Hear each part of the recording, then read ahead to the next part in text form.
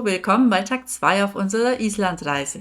Bevor wir zur nächsten Location weiterfahren, nehmen wir noch ein gemütliches Frühstück bei uns im Hotel ein und genießen noch die tolle morgendliche Aussicht.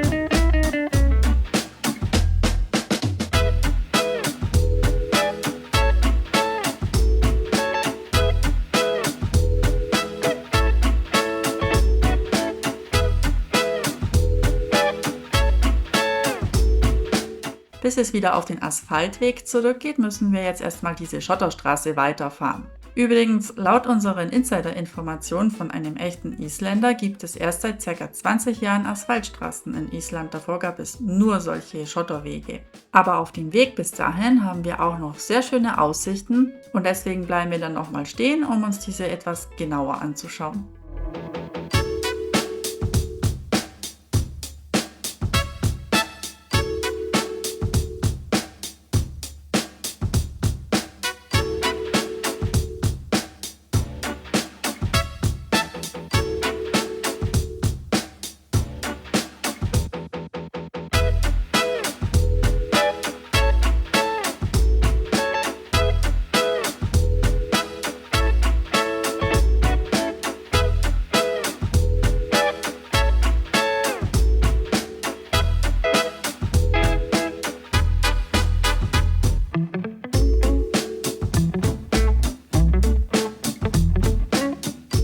Unser Hauptziel ist der Gletscher für diesen Tag.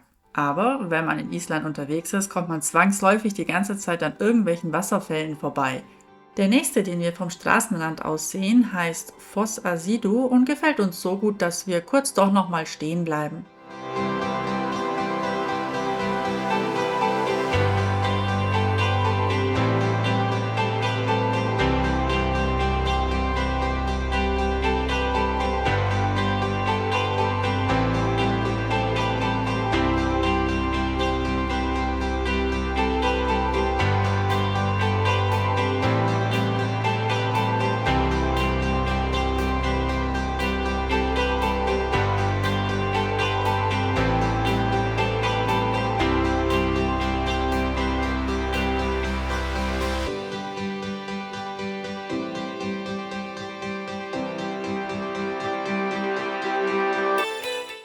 Nach den 2 angeschauten Wasserfällen geht es jetzt weiter Richtung Gletscher.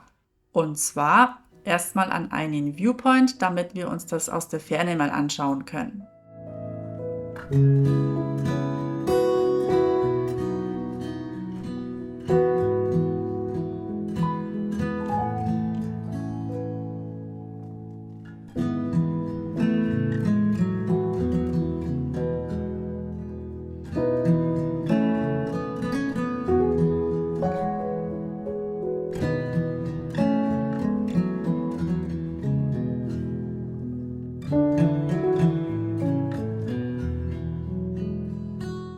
Und jetzt kommen wir endlich am Svínafeldsjökull an. Das ist eine riesige Gletscherzunge des Vatnajökull.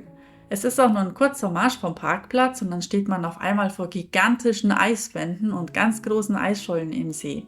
Da wir von diesem Anblick sehr fasziniert sind, verbringen wir hier natürlich auch etwas mehr Zeit und genießen diese mega Aussicht um uns herum.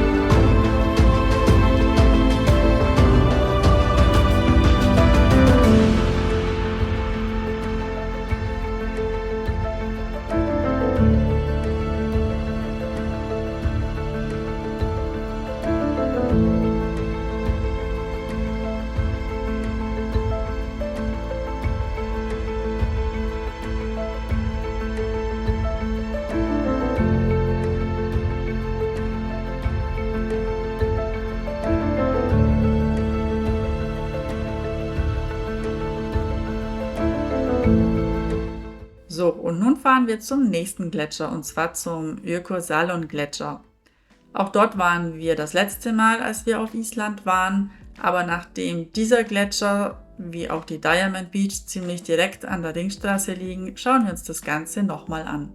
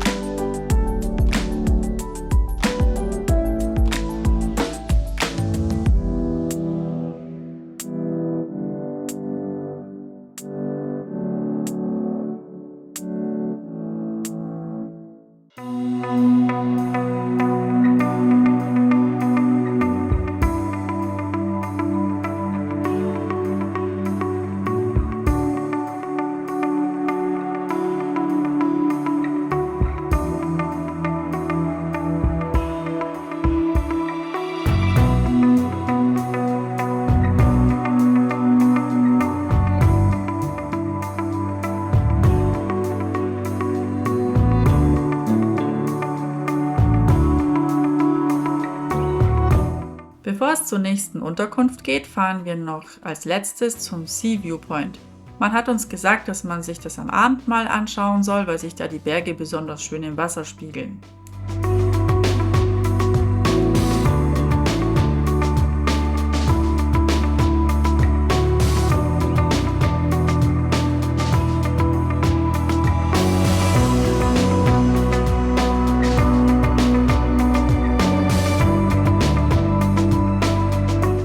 Das war jetzt unser zweiter Tag auf unserer Rundreise und es geht für uns nur noch ins Saudanes Guesthouse. Das zeigen wir euch natürlich auch, sowie wieder im Anschluss die bisher gefahrene Strecke auf der Gesamtkarte.